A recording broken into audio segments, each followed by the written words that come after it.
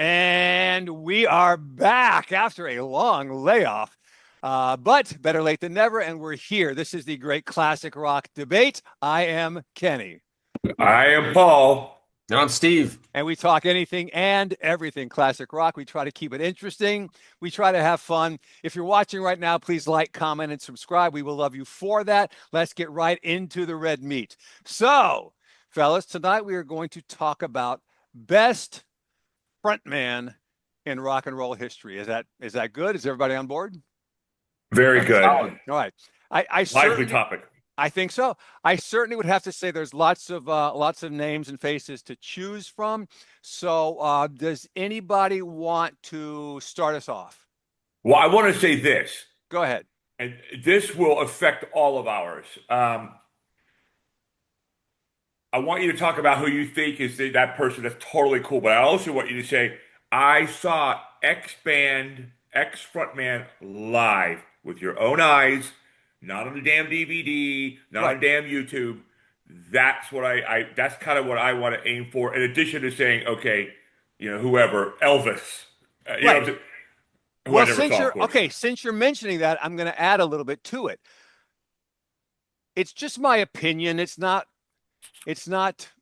definitive, but in my opinion, if a guy is even going to be in the conversation for best frontman, he sort of needs to have his own identity separate from the band. In other words, he might be interviewed on one of the late night shows, not the band, just him, right? Yeah, sure. I mean, you can be a great frontman and not have your own identity, but most of the great frontmen do. So I think that's we're not going to make it a requirement, but that's pretty much goes hand in hand with being one of the best frontmen. And So go ahead. I was going to try to stick with bands that I've seen live, even though there might be one or two that I'll choose that I didn't. Well, go ahead, Steve. Your turn, buddy. How many great bands do you know of where you don't know who the front man is? It's very rare. I can't think of any off the top of my head. So. I get what you're saying, but the three of us are rock fanatics, okay? You could go to an average person on the street who just listens to music recreationally and say, what do you think of? I'm trying to think of Tom Johnson, right? You guys know I don't know who that is. He was the lead singer for the Doobie Brothers before Michael McDonald. Oh, okay? Oh God. Oh, I should know that. Right. But anyway, my point is, I think he was a great singer, but he didn't have his own name. Yeah. If you didn't hear Doobie Brothers, you didn't know who Tom Johnson was. Yeah. And he did record solo albums.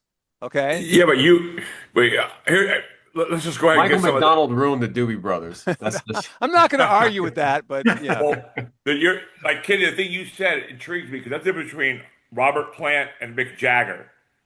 Everyone knows who Robert Plant is, but Mick Jagger was on shows and he was in movies, and versus Robert Plant, as far as I know, wasn't in a movie other than their own movie. Okay, yeah. And I agree with that, but I'm pretty sure he probably did interviews and stuff where he was on his own, not with the band. And secondly, the name Robert Plant is instantly recognizable to anybody of the last 50 years who listens to rock and roll, right? Okay, look, let's just get started. Let's just get started and we'll see how it goes, okay? Okay, I'm going to go first, if that's okay. Go ahead. Yeah, fine. All right. So this choice is going to be based upon a concert I went to in 1982.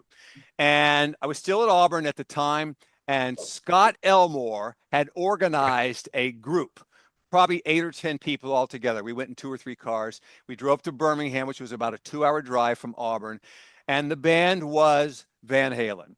And I want to add that at that time, I listened to Van Halen more because Scott Elmore always had it playing than I did listening on my own. I listened sometimes on my own, but he had Van Halen going 24/7. Steve, this guy had the most eclectic music taste. He listened to Jimmy Buffett constantly. Oh, God. Right? He did. He's up my alley. Yeah. And Van Halen and other stuff too, but he really played Van Halen a lot. So I heard all of the Van Halen albums, at that time would have been 4, I believe, from start to finish over and over again. All right. So he organized this trip to Birmingham to see Van Halen. And number one, it was a great concert, but most importantly, if you've never seen a band with a really great frontman, okay, or if you just are going to see Van Halen and you haven't heard yet about the type of performance that David Lee Roth puts on, okay, that dude, he was he was if you wanted him to be, he was the entertainment by himself. All Oh the yeah. stuff Yeah. he does, oh my God, he's all over the place. He does all these jumps. I think he was a karate guy or something. He Yeah, does I think he some was. amazing jumps. He gets so high off the ground and does kicks and everything. He does splits. He's so good interacting with the audience. And I don't know if anybody's ever going to make the claim that he has a great voice, but his I like his voice, voice. yeah, I like it, but his Yeah. voice had the swagger that Van Halen's music portrayed. It was just a perfect voice for their style. And when the concert was over that night, that was the most memorable thing about it. It was a great concert. They played all the good songs. They did all the great solos and all. But David Lee Roth just puts on such a show. He comes out. He goes backstage for he comes out, and he's changed pants, and he's wearing pants that have the butt cheeks cut out, right? Yes. So he pulls some girl up on stage and she's grabbing his butt while he's drinking a bottle of whiskey straight. And I'm saying to myself, these guys are nuts. They're just having a great time and putting on such the audience is going nuts. And it was a great time. And I said, I don't know if I've ever seen a concert where the front man just distinguish himself in the element of entertainment that he brings. He's not just a singer, he's like the MC and everything all wrapped together. He was wonderful. And I know Well, that he's not necessarily aging gracefully now, but he was wonderful in that concert. I mean, I think he's Jewish. He And is. the reason that Yes. I reason I bring that he has a definite vaudeville background. Either people in his family, or he studied it. Just the Gigolo, that album he did, and Right. life goes on. There's the classic vaudeville songs and the shtick I, he I does. never thought It's just about that, brilliant. but I never thought about that, but you are correct. Yeah. It's just, and he's a showman, almost like P.T. Barnum is out there. You know Or what I'm Chris saying? Kattan. Yes, Chris. Yeah. It's real close. No, Bobbity again, I bop. totally agree. I only saw. I hold it. You said that was 82, Kenny? Correct. Summer. It was like June or July of 82. Because we went. Some of us teaks went in 85 or 86 back to Birmingham, and that night he was wasted and didn't sing but half the songs. He was drunk. Oh, really? But That's too just like bad. now, when Steve and I went to see, I go diverging, John Paul Jones. He comes out on stage. He got this guy's got a bass and an electric guitar on the same instrument, and then Steve and I were like, "This is the House of Blues in Orlando." And Steve's like, "Where's the singer?" And I realized we are the singer, the crowd. We all know the words. There's no Right. point of really bringing a singer out there when we all know the words. And I'm a terrible singer. Steve's a better singer than I am. So we're just singing all the way we know all the words. And I just thought that was brilliant because, okay, if you can't get Robert Plant, Who might as well else go you with gonna get? nobody. Yeah. No. Let's say, you might as Right. well just let the audience do Right. it, right? Right. Right. Yeah. There was nobody else that he could have gotten to I sing. completely Right. agree with that. Steve, let me add So, one quick footnote to the David Lee Roth thing. So back in the mid 80s, Paul and I frequently, regularly on Sunday mornings would get up early and drive down to Fort Lauderdale. They had a flea market down there, and it was a drive-in theater with probably 8 different theaters all in one complex. So big. the flea market itself was enormous. You could spend hours just trying to walk through the whole thing. And you had you had large booths that were regulars, almost like a store that were there every week. And then you would have the guys who just cleaned out his garage who was coming to try to sell it. They had everything. Okay. Well, one of the regular booths that was always there was very large, and they had a big sign and it said Yankee Clipper. So I guess I guess that was the name of the thing, Yankee Clipper. And as we're walking by, Paul looks up and he says, "I'm talking about a Yankee Clipper." Oh my God. Oh my God. And to Yep. think Oh yeah. And to think that that still sticks in my head to this day, it was so funny. It was so funny. Oh my And God. Kenny back then it was going for Mr. West Palm Beach. He was gigantic, and I would make him go up to people, and he had the crowd. We had just seen Terminator. We had our hair like the Terminator, and I go, Right. okay, for the next hour, you're going to talk like Arnold. So Right. Kenny would go with the glasses. I would like to purchase this shirt, please. The glasses, the gargoyles, the gargoyles. It was Paul so Paul funny. bought the gargoyles and I wore them everywhere. Yeah. It was really funny. Well, speaking of Yankee Rose, this shows you, I'm a little bit younger, because I grew up mainly with Van Hagar. That was sort of my Right. introduction to Van Halen. Right. But it probably wasn't until about 15, 20 years ago that I realized that Yankee Rose was a David Lee Roth song and not a Van Halen song. Okay. Okay. And that Yeah, just shows no. you really how good Steve Vai is too. So Oh my God. Yeah. Now that Right. happened to me. We're going to diverge for 30 seconds. Kenny's a little bit older than me and 1 or 2 years ahead of me in high school. So I did not realize two things. One, that Brian Johnson or that Angus Young had sang at AC/DC. Remember, I'm 14 or 15 years old. And I'm listening to Zeppelin and these kind of things. I discovered AC/DC and Sabbath on my own. And there was a guy at Auburn, Mike Morione, who was really into Sabbath. He was a really good, he was a knower of music. And the same with, not Van Halen, Black Sabbath. So I mean, hold on. Why is Ozzy singing? And I thought that, Blizzard of Always maybe a new Black Sabbath. And people are like, no, you dummy. Because, it was a weird thing. Because like Dirty D's Done Dirt Cheap came in after Right. Back in Right. Black in the U.S. I don't understand. It didn't make any sense. So Anyway, it was all all right, confusing. Yeah. Steve, no, your turn, buddy. no, I was gonna Well, say I never saw Bon Scott, but a lot of he did. Neither did If you I. watch a Oh my lot of God, I would have like killed. the old videos, a lot of the things that David Lee Roth would do, Bon Scott did. He was a very good front man, like probably the perfect front man for a band I like AC/DC. totally agree with that. right. Hey, 100%. let me also add real quick since we mentioned Sammy Hagar.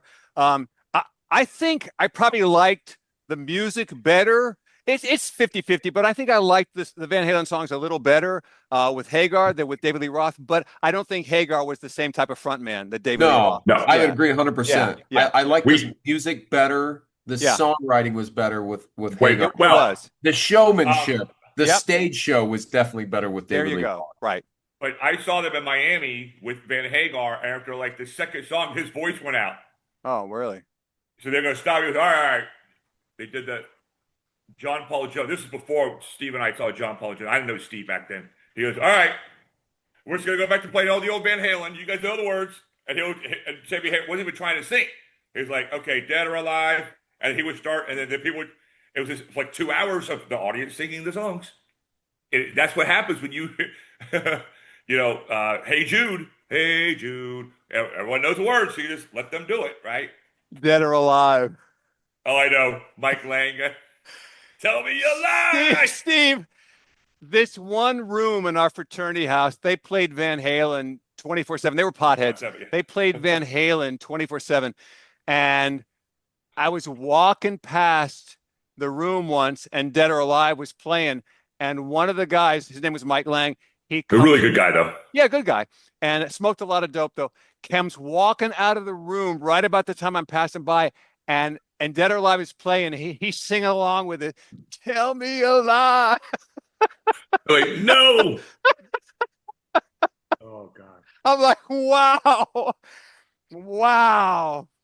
Tell me a lie. What's funny about words and song lyrics? I had this friend of mine, Brian. He's in West Palm Beach.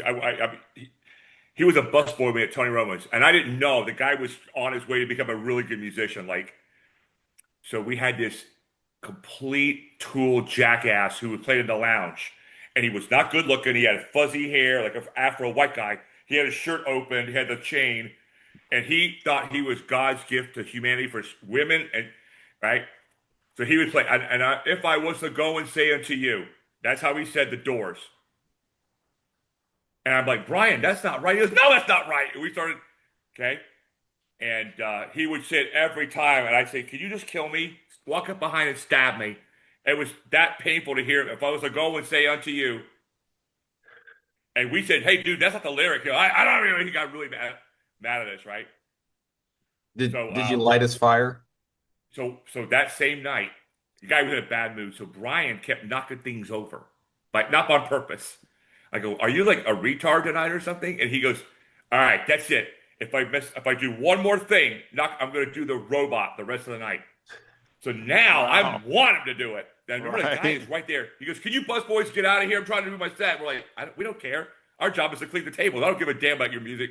And the manager's like, "Don't worry about him, Paul. Clean the tables." So 30 seconds later, knocks over the salt shaker. Brian does. And then he starts doing the robot. He's a Oh white my guy. He was God. really good. I was like, I never knew you could do the robot. And the audience started going crazy for him. They're like, Brian, Brian.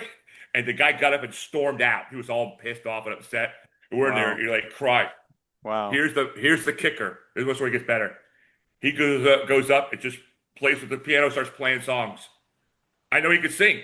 And the guy had a guitar, started playing a guitar. I'm like, oh my God, why don't you just do this? Wow. And anyway, he has no band now, but it was so funny. All right, so Steve, it's your turn for frontman, buddy. Yeah, give it to us. Well, this is my honorable mention, or maybe runner up. No, So, go first. Go first. well, okay. I was going to say, speaking of Brian, I was going to say Brian Johnson, but and that's mainly because longevity.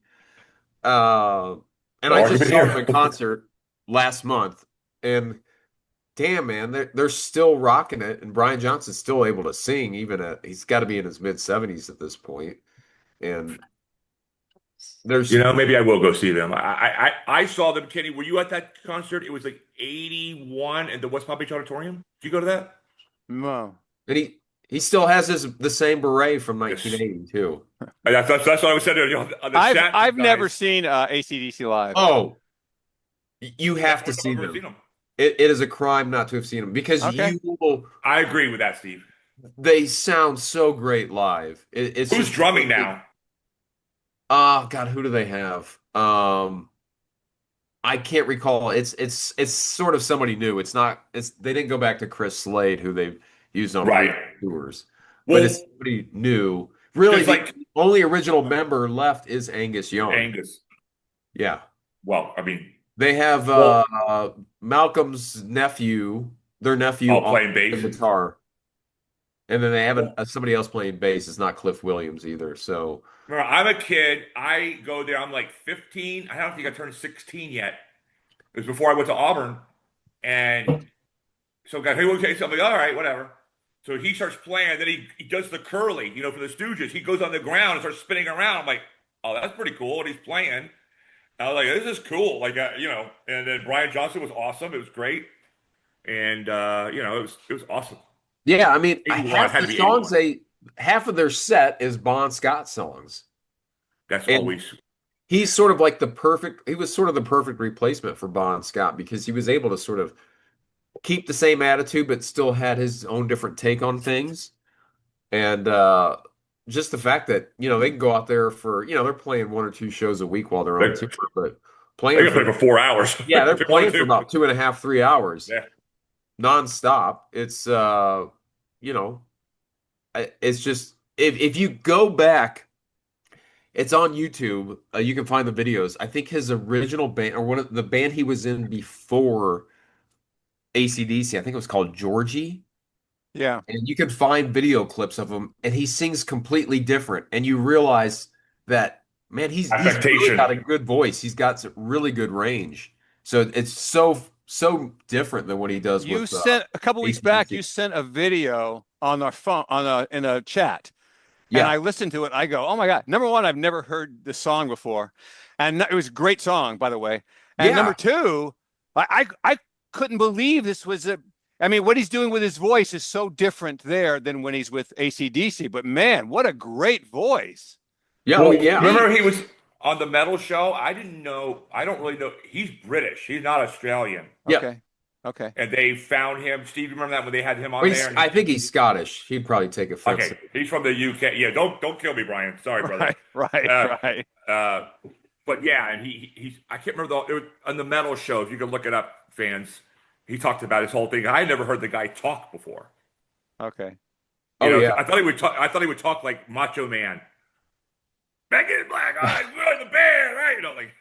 No, what's funny is if you listen, they don't speak a lot during in between songs. That's And what I he was gonna says this ask you. because nobody can understand what the hell they're saying. Yes.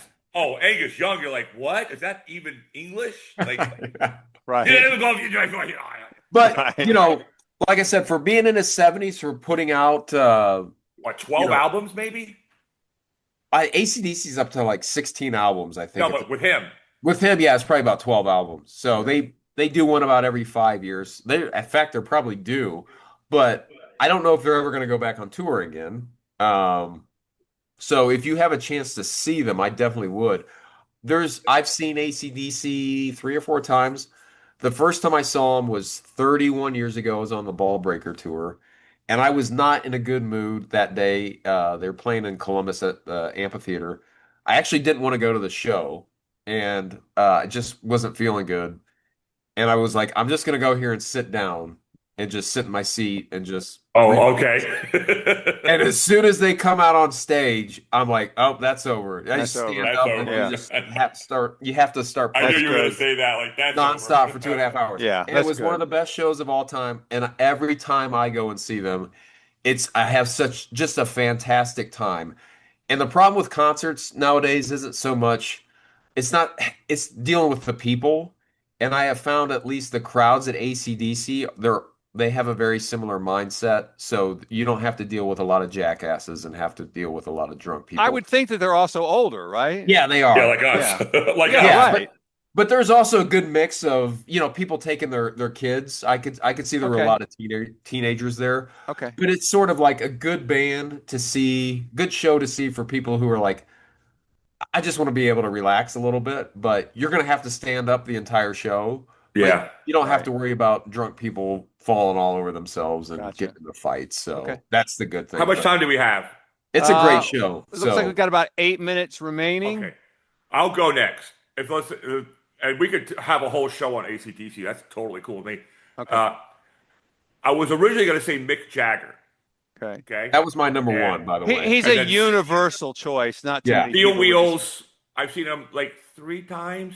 But then I went to Miami in '95, and I saw, in my opinion, the greatest frontman, Michael Hutchence of NXS.